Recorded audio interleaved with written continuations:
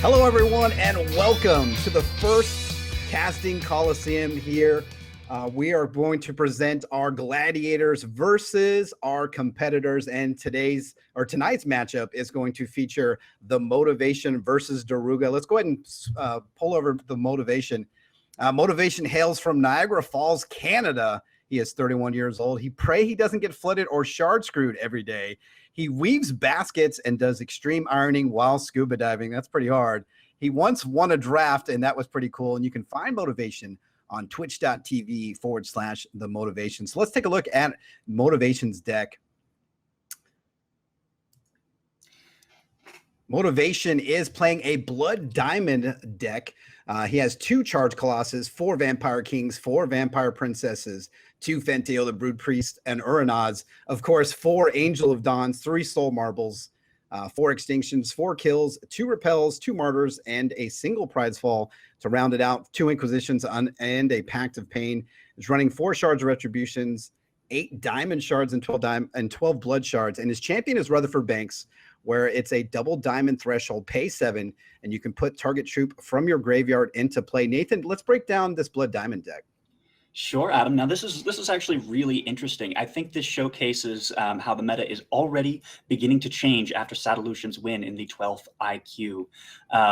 We see the Charge Colossus and Rutherford Banks tech. Charge Colossus, of course, if you can get it out, there's virtually no way to kill it outside of transformation or voiding, because every time it dies, as long as you have those 7 charges, you can bring it back and get 8 charges once again. So that is, a really interesting choice. We also see the revival of the Blood Diamond, which was for a short period of time knocked out of the meta, while things like Winter Moon and Mono Blood really ran amok. So, typical Blood Diamond shell, we have the Angels of Dawn, 4/4 Steadfast Flyers that you have a chance of getting some for free, so that can be some early aggression there. And then, of course, the Vampire Suite, the Vampire Kings, and the Vampire Princess. Vampire King and Vampire Princess, of course, are pretty great at building up card advantage if they attack in and deal damage to a champion.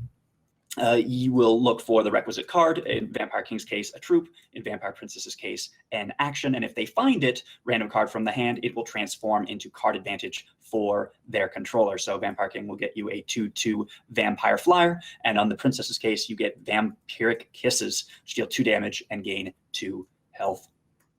All right, so let's move over to Dairuga's deck. Let's talk a little bit about Dairuga. He's a student at the University of Norway. He's studying information technology, logistics, and law, and he's specializing in contractual law, which is very interesting. He's 23 years old. He has multiple years of TCG experience, and he likes to play mid-range control. And a fun fact about Dairuga, he plays the piano and owns every Discworld novel of the series. Let's take a look at Dairuga's deck. 4 troops. For Dairuga's deck, he's playing 2 Profane Ritualists, 2 Wakizashi Ambushers, 2 Disciple of Yazukans, a single Emperor's Lackey, 4 Shinhir Eulogist, 2 Shroomshaws, 2 Minions of Yazukan, 4 Bloodbearers for the troops. Now for actions, he's playing 2 Necessary Sacrifices, a single Noxious Glory, 4 Blood Auras, 2 Relentless Corruptions, 4 Kills, a single Gift of Yazukan, 1 Sudden Awakening, 2 Wretched Brood, 2 Scrolls of Yazukan, and in his resource pool, he is playing a single Crackling Vortex with 21 Blood Shards. His champion is Benoshi the Ruthless, which has a starting health of 18, requires a blood threshold, and he can pay 3 to sacrifice a troop, and another target troop gets +2/+2. Nathan, let's break down the Blood Bunny deck. Yeah, this is really interesting. First off, I want to say a shout out for Discworld, Terry Pratchett. Represent. That was great stuff there. But back to the topic at hand. This is an interesting deck that's a little bit outside of current meta choices. Shinhir has made some inroads, most particularly Benoshi the Ruthless. We saw Benoshi as a champion choice for some mono blood decks, sort of midway through the set 3 meta, set 3 season. And I think we saw it specifically as a solution to Crocosaurs, because if you can put the Benoshi power onto something big like a Vampire King, it becomes a lot harder for a Crocosaur to go and nom it. Now here, the focus is on bunnies. It is on the Shin'Hair. And this looks like we're going to be focusing on Shin'Hair Eulogists, some sacrificing effects, and the Profane Ritualist. So lots of things wanting to die to buff up key threats. And if he can get them across the board, well, that might be enough to hop his way into the victory seat. Absolutely. So let's go ahead and go to our featured matchup tonight with TheMotivation versus Dairuga in the first ever matchup of the casting Colosseum. Good luck to our competitors as we get ready to go down to the tournament floor. May the shards be with you. Yeah, I'm really interested to see how this deck, this bunny deck is going to do against the Motivation. I do like all the sacking abilities with Benoshi and capitalizing too with the Scroll of Yazukan. It's going to be an interesting matchup indeed. Coin toss here to decide which player is going to go first.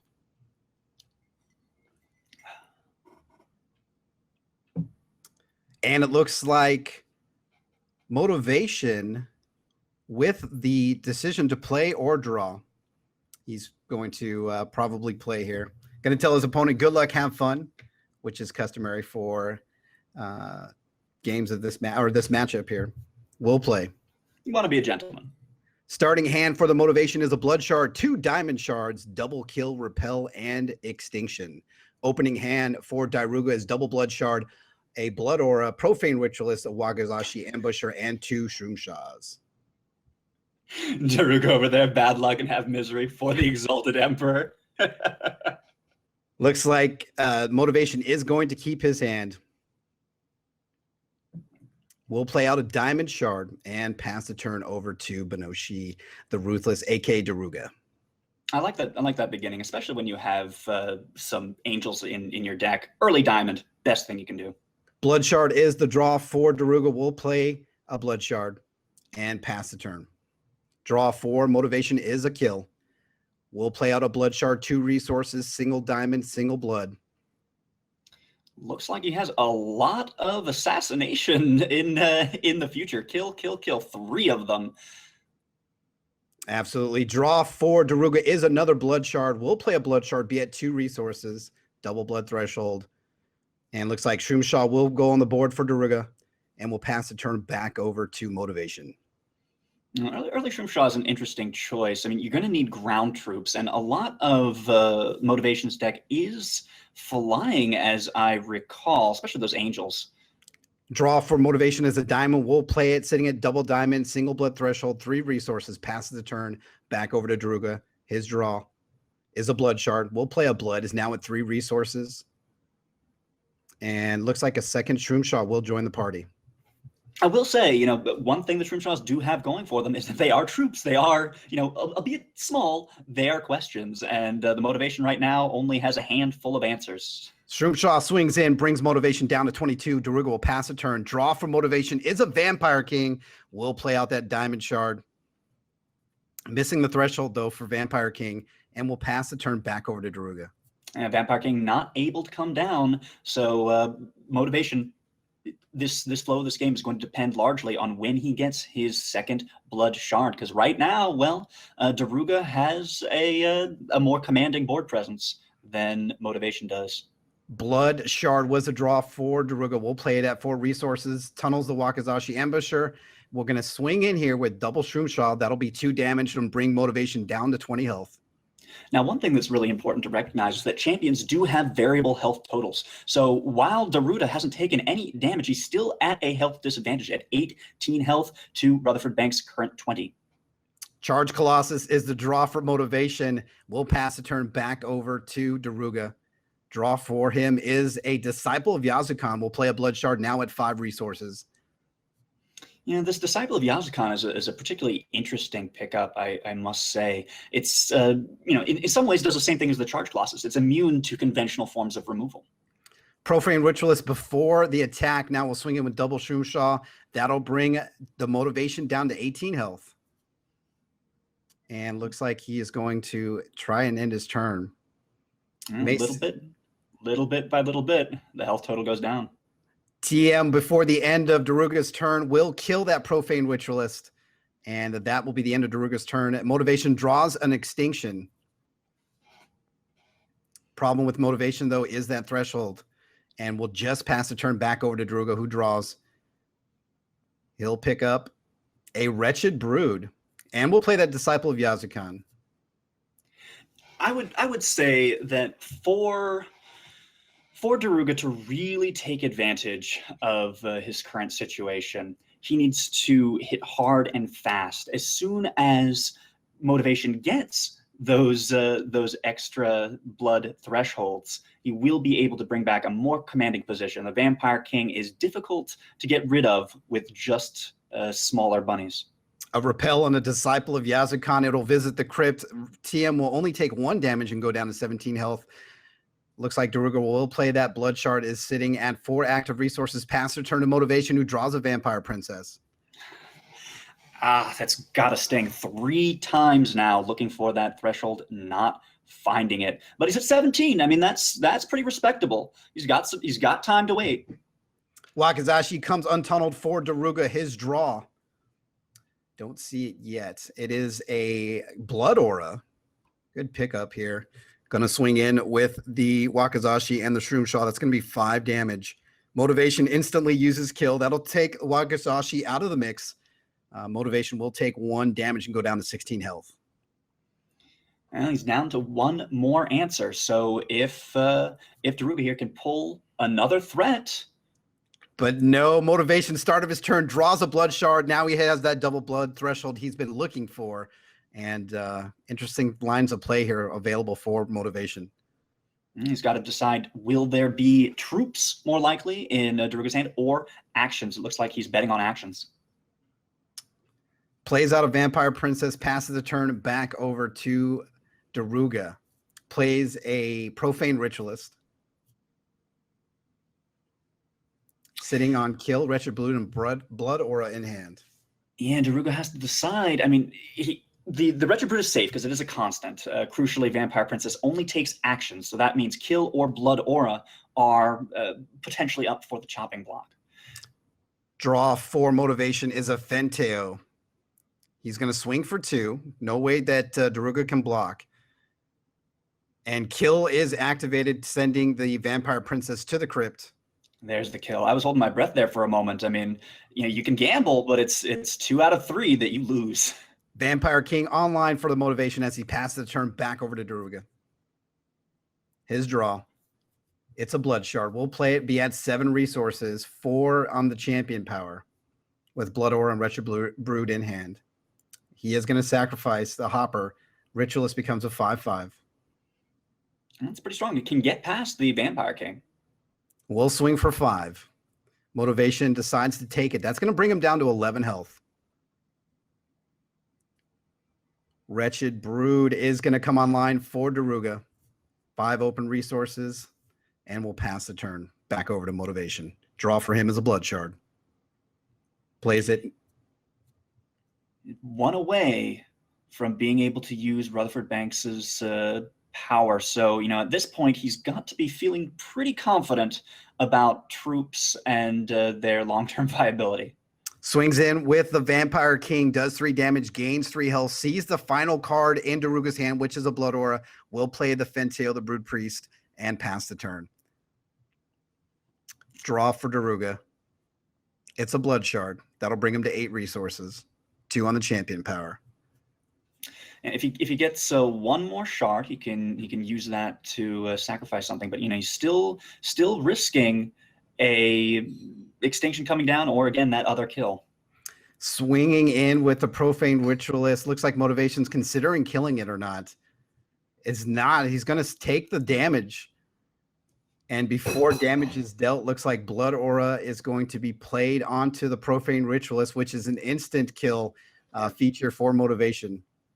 Yeah, Motivation can't allow that to happen. When you have something like that, it's a health race, right? They're both kind of vying for position. Health is a resource as much as any of your shards, and what it buys you is time to make risky plays, time to find the threats and answers in your deck. Motivation wants to be on the winning side of that fight. Draw for Motivation is a Soul Marble. Will activate Fentio to put Tarantula Eggs in. Swinging in with the Vampire King. That's going to do 3 damage and gain 3 health. Dairuga is now at 11. TM is at 17. Soul Marble comes online. And he'll pass the turn back over to Dairuga. Soul Marble is, I think, just uniformly one of the strongest cards in set one. It can be used to give your troops steadfast and spell shield, as well as +2/+2. Really, really nasty card. Disciple of Yazukan is online for Dairuga. We're going to swing in for 4 damage. That's going to bring the motivation down to 13. Scroll of Yazukan Blood Shard sitting in Daruga's hand. We'll play the Blood Shard that gets him to 8 resources, 2 on the champion power. And before the end of his turn, Motivation is going to activate Soul Marble's ability to put 4 charges on before the end of Daruga's turn. That's pretty painful. It means Soul Marble will transform at 10 counters. He's almost there. Start of Motivation's turn, draws into a Vampire King. Looks like he's just going to go for the Soul Marble activation, puts all his resources in, and has a choice between Soul Armaments, which will give his troops +2/+2, Spell Shield, and Steadfast. Means if he wants to, he can swing in with that Fenteo. So swinging in with the Fenteo and the Vampire King, 8 damage. That'll bring Dairuga down to 2. Decides to triple block the Fenteo. Interesting choice there. I think he's primarily doing that to get counters on the Scroll of Yazukan, and he's confusing Motivation. He's like, why would you do that? He will see why in just a moment. Activation of the Fenteo during attack phase will put some Tarantula Eggs into Dairuga's deck. Dairuga is now down to 5 health. He is taking damage from Wretched Brute as well. And Motivation will pass a turn. Looks like he's currently on a very thin clock. And Dairuga drew into a Tarantula, which will immediately get rid of that Disciple of Yazukan. Scroll of Yazukan, it comes onto the board for Dairuga. And unfortunately, will pass the turn. And nothing he can do facing off against that Vampire King, which is lethal, not to mention the Fenteo and the Tarantula. Motivation plays out a Blood Shard. Looking like the end. Just needs to swing in. So he's going to swing with everything. Alpha swing, 15 damage inbound. Nothing he can do against the Vampire King, and that will do it. Motivation will take game 1 in the Casting Colosseum matchup against Dairuga. And now we're going to be going to reserve to see what player options they have. Dairuga does not actually have a sideboard, but TM does. Let's take a look at Motivation's sideboard. Sitting with 3 Vampiric Kisses, 3 Solitary Exiles, 1 Pride's Fall, a single Sorrow, a single Withering Touch, 2 Cerebral Domination, which is kind of interesting, a Soul Marble, Pact of Pain, and 2 Zentos Inquisitors. What are some options you think that Motivation could use here to reserve into his main deck? Now, first of all, GG to both of our players. And remember, it is a best 2 out of 3, so it could still be anybody's game. The reserves allow us to make small substitutions, 15 cards, no more, and you can swap out as many of those cards as you like into or out of your main deck. Now, in terms of the things we might want to see swapped over, if I were in TM's position, Sorrow is particularly powerful. It allows you to give troops -1/-1. Bunnies, typically kind of small. Sorrow takes care of many of them. Another thing you might look for is the Soul Marble. Whenever you are playing against a blood matchup, Soul Marble is usually your go-to card. Things like Kill, things like, we saw the Wakizashi Ambusher, for example, cannot target things with Spell Shield, so it makes them comparatively less powerful. Finally, I would consider things like Solitary Exile, as it will prevent your troops, which continually come back, from staying on the board. I also like Vampiric Kiss here as well, because with Benoshi, he can activate that ability on a troop, and you can snipe that troop before the ability goes off, preventing that and wasting your opponent's champion power, and gain some life from it too. So I really like Vampiric Kiss as a reserve option for this deck. So it looks like both players have saved the reserve for going into this matchup. Dairuga will be able to go first in this matchup. Opening hands for the Motivation, looking at a Charged Colossus, Vampire Kiss, double diamond, single blood, Soul Marble, and the opposite side for Dairuga looks like double blood, Blood Aura, double Wakizashi, and a Shin Hair Eulogist.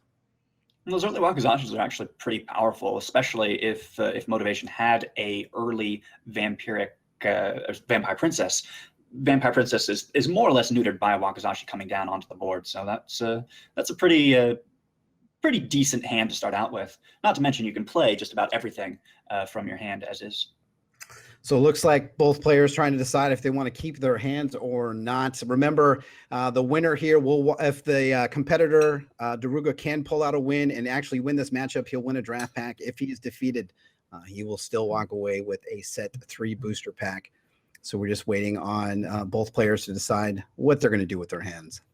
I have to say, Adam, looks like you were right about the Vampiric Kiss. It is great tech, as you pointed out, against Benoshi the Ruthless, because you sacrifice a troop as part of the cost, but it then goes on to the chain. And so if you can remove its target, now he loses not only the sacrifice troop, but also the troop he was going to buff up. Blood Shard is the play for Dairuga, and he'll pass the turn back over to Motivation. We'll play the dual shard and get a Blood Threshold, is reorganizing his plays, and we'll pass the turn back over to Dairuga. It's interesting. You got to ask yourself, is Dairuga going to go for an early board presence, or is he going to go for sort of the late advantage? And it looks like he's going for early, dropping down the Shinhair Eulogist straight away. Indeed. Pass the turn back over to Motivation, draws a Shard of Retribution, will play a Diamond Shard, it looks like. And is now at 2 resources, single diamond, single blood. Will play out the Soul Marble and pass the turn back over to Dairuga. Diamond is such an important thing to have. Any deck that runs Angel of Dawn, you want your diamond as early as possible. In fact, I'm somewhat surprised that wasn't the first shard that the Motivation played. Second, though, is quite respectable. Blood Shard is the play for Dairuga. Will tunnel that Wakazashi Ambusher and swing in for 2 against Motivation. That'll bring him down to 21 health and pass the turn. He needs this early aggression because, as we mentioned last time, there is that health difference. Rutherford Bank starts with 4 extra health. I think actually 5 extra health at 23. Draw for Motivation's a Blood Shard. We'll play it sitting on 3 resources and pass the turn back over to Dairuga, who draws a Blood Shard, now at 4 resources, 4 champion power. We're going to see an attack phase, the Shinhair Eulogist swinging in for 2. And looks like Vampire Kiss is going to be played to take care of the Shinhair Eulogist. We'll have to see if Dairuga is going to play that Blood Aura to save it. And he does. He will play Blood Aura on the Eulogist, which will prevent it being sent to the crypt and do 3 damage and gain 3 health. So I like that play there from Dairuga. Great play. And it just goes to show you that there are some weaknesses to the Vampire Kiss. It can be blown out by combat tricks in a way that Kill cannot. Draw for Motivations of Vampire King. Will play a Diamond Shard, singing a double diamond, double blood, 4 resources available. Extinction is in hand. He's thinking about Extinction. Yeah, it's a hard decision, right? Because on the one hand, you could just toss down the Vampire King, and if he doesn't have another troop to sacrifice and then buff his Shinhair Eulogist, you're looking at a blocker that can stop any aggression from that Shinhair Eulogist. On the other hand, anytime you extinction a single troop, that is awful. Extinction is your reset button, is the ability you have to say, nope, everything you have is now in the crypt. So pass the turn back over to Dairuga with no play. Draw for Dairuga is a Blood Bearer. Interesting. I've got to say, Blood Bearer is not bad. It'll allow a much more aggressive play. It depends on whether Dairuga is willing to call Motivation's bluff, because Motivation does have resources open. Is there another combat trick? Is there another kill just around the corner? Got to be running through Dairuga's mind at this moment. So Bloodbearer is online. It looks like he may be deciding whether or not to use that champion ability to buff up that Shinhair Eulogist even more, and he does. So using the champion ability to sacrifice the Bloodbearer onto the Shinhair Eulogist, that is a 6/6 inbound to Motivation. Not only that, but Dairuga is going to gain 6 life, so that'll bring Motivation down to 14, Dairuga up to 28, and 3 resources open for Dairuga. Welcome. Wow, what a big swing. Champion. And you got to expect some kind of removal coming down. Extinction, most likely, although, we can wait and see. Motivation may very well have some other trick that he pulls up and can save his answers. Looks like Dairuga deciding to tunnel the Wakizashi ambusher, plays a blood shard to end his turn, and before the end of his turn, Motivation will pump up the Soul Marble with 4 charges. Start of Motivation turn, draws a repel. We'll play the Shard of Retribution. We'll see what threshold he's going to go for. It was a great pickup on Motivation's part. It is that other answer, and if you can use something else, anything else, you want to use it instead of your Extinction. It's just it's so painful to use it on a single troop.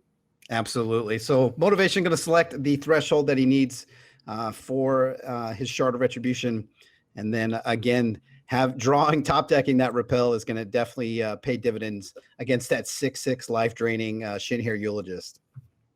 And it looks like we are currently thinking about which shard to take. I think we might have a little bit of freezy lag going on.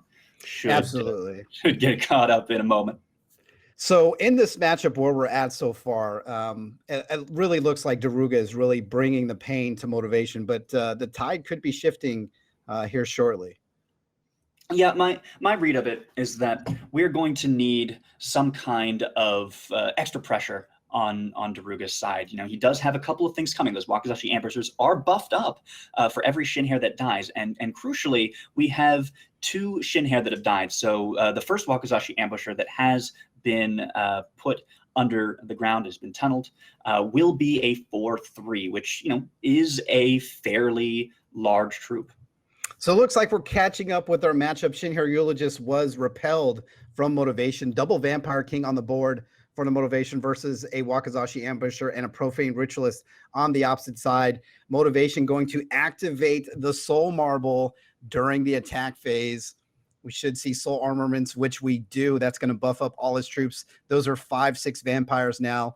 5 damage, 5 health. That brings Dairuga down to 23. He sees the kill in his opponent's hand, and Motivation goes up to 16 health. That was actually a really, really harsh turn of events here for Dairuga.